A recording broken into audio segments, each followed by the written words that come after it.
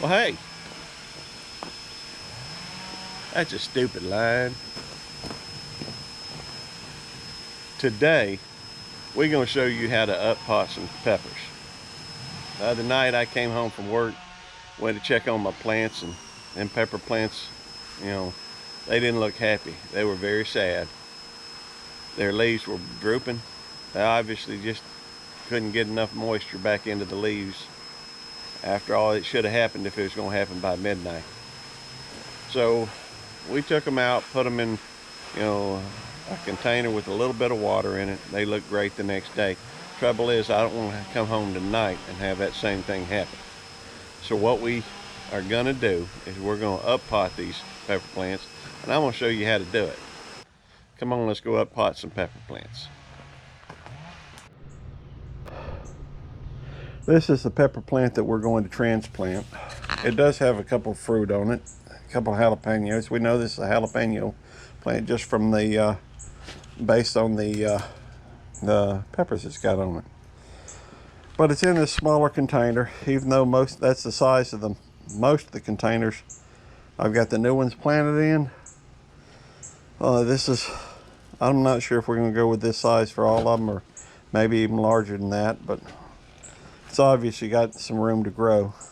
What we've done is fill this up just far enough with the potting mix to where the pepper sits right where I want it when it's finished. Now that I have the pepper where I want it, what I'm going to do is I'm going to take this potting soil and add it in around the pot that's in while it's in here.